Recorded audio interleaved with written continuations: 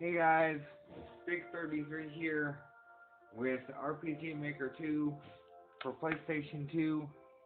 Uh, Today I'll be showing you a tutorial video on how to trigger flags with a area. When you enter a certain area, it will turn on a flag. So, I'm going to go ahead and do that. So first let's go to File, New, and Beginner Mode. And then go back to File, go to Preferences, User, Level, and Hard. This will let you edit all of the data, either data you create or the game data, the preloaded data. If you load the game in any of the other modes, you're going to have less data to use. So a good trick is to start in beginner mode and then switch to hard.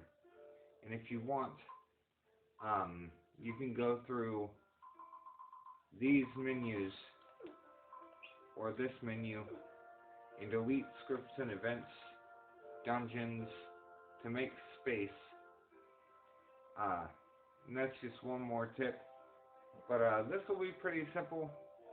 So the first thing I want to do is go to scripts and create an event or a interactable event. I mean, it's an event. It's a tangible, interactable thing. So we'll create new data and call this equal.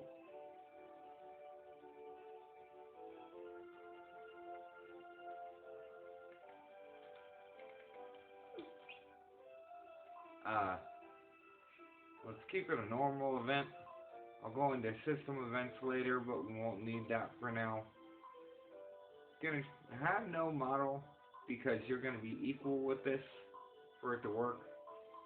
And then the start condition has to be equal, which means you have to be on top of the event, within its square. If it's below the walkable map, you won't be able to trigger it. At least I think. So, there's that. And we'll update and exit. And the next thing I need to do is to go to Game Settings, and name a flag. And we'll create the flag.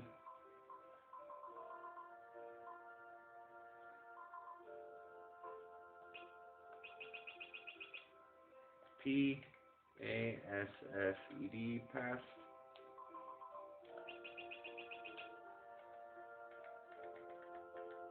Past marker. So when this is on, you have passed the marker. So we'll update that and exit that. And pretty much flags are like switches. They're either on or off. And if in case basis is basically a condition that you use in this game to make script that determines what to do if this flag is on or off. So I'll go create a script because we're only going to be using one flag. Scripts, create a new data, and call this past. Keep messing up. I'm not used to using this controller. It's been a while since I've played this game. Past marker. And this is going to be easy. So data, flag. First I want to do something else. We're going to create a condition or an if-in-case basis that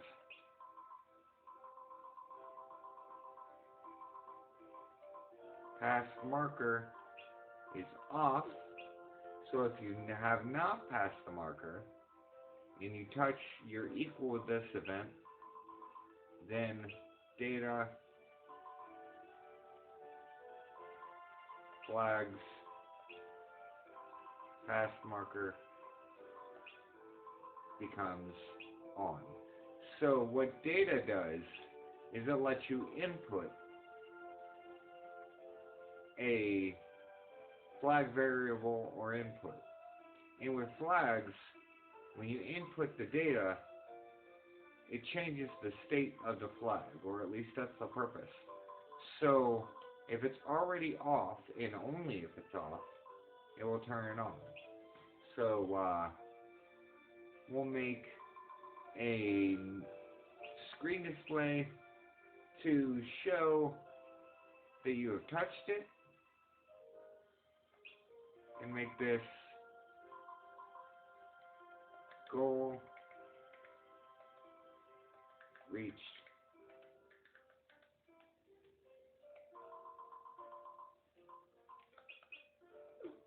Update and exit, update, and then copy this condition or this if then case basis if the flag is off.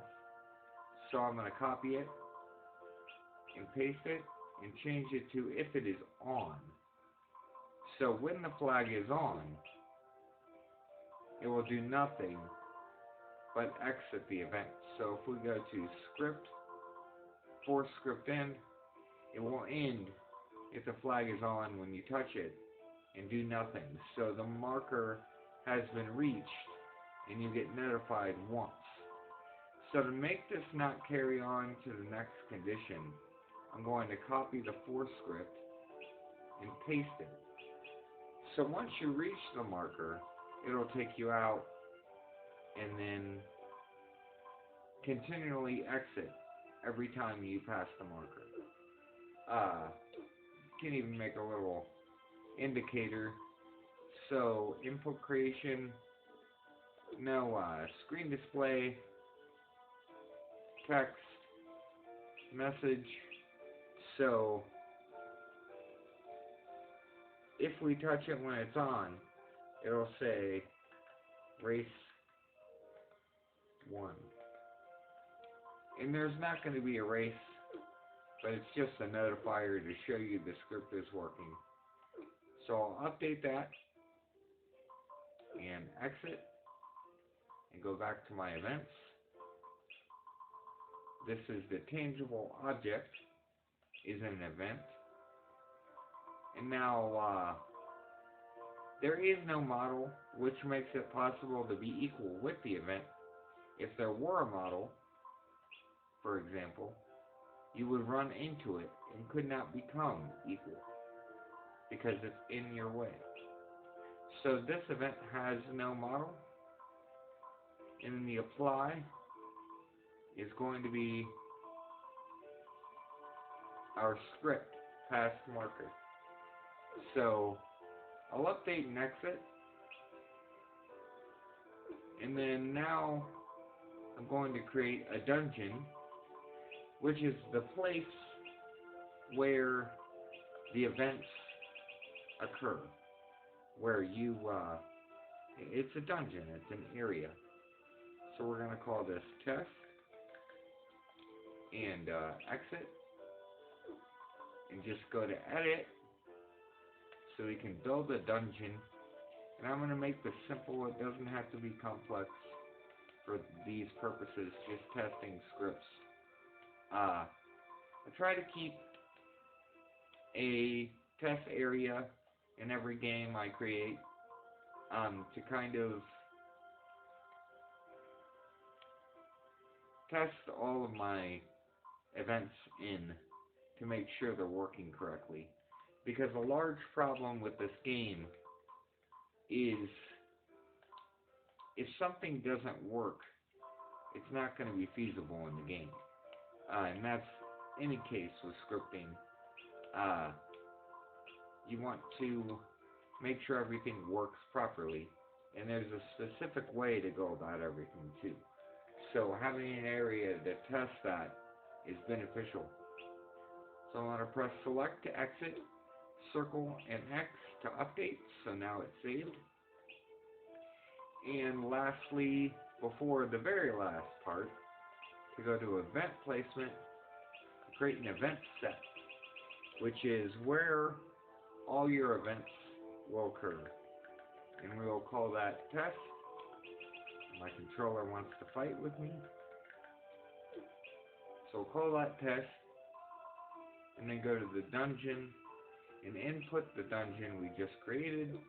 Now, I could do an object set for this event and for the physical copy of the map, but I'm just trying to cut as much time as I can. We can go into arranging good objects later. It's not hard. I just don't see it necessary for tutorials. So to go to edit, now we're just going to place the event and going to make it the back wall here. So when you have an equal event, you want it to cover one entire area, or I could even put it here. And if whenever the event walks over it, or on this square, just overtop it within it, then the event triggers. So if I were to go from before here and cross it, going across will activate it, becoming equal. So I'm going to keep the position here in the middle, just to show that.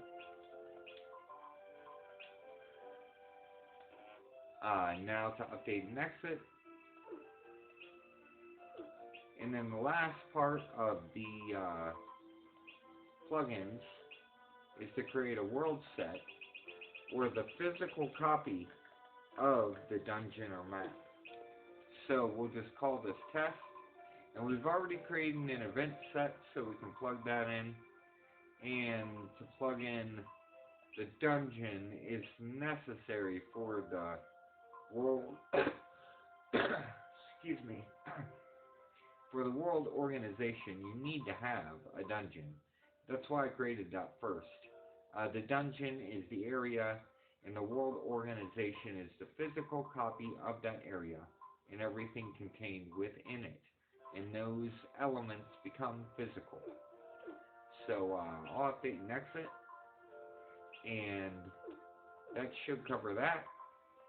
Now to go to general settings, basic, get these people out of my party, just to make it more easy to manage. And then up to Burke, edit the location to the dungeon I just created, and then to click on the blue tab and put Burke here. So Burke will appear at the beginning, at the edge of the dungeon, and wherever you double press X with any of these squares is where the character will appear. And then to exit, press select, circle twice, and update and exit. I don't think I forgot anything. I hope I didn't. Let me check my event to make sure I plugged in my apply. So edit, I did. And this should be over pretty quick. It'll be self-explanatory. So I'll start. Now, if I have not passed the marker yet, nothing will happen. But if I do, it will now notify me that I passed it by becoming equal with the event. So the goal is reached. And now that I cross it again, that flag, that switch is now on. And it has confirmed that I've passed that line, because me being equal with that line turned on the flag. So I'll go and explain the script a little more. Now that we can see it works, I'll go to scripts, and task marker, and edit. And pretty much all this does is if it is off, it tells you something to let you know that it is now on. So the flag has changed states from off to on. So now when on, you get a different result. And the way scripts work is conditions, once met, play out everything in between the condition start to the condition end. So everything within those two brackets, everything in between there occurs once the condition is met. So if the flag is off, you get a notifier and it becomes on. And once on, you get a notifier permanently. I hope that explained everything for you guys. I hope you enjoyed the video. Until next time.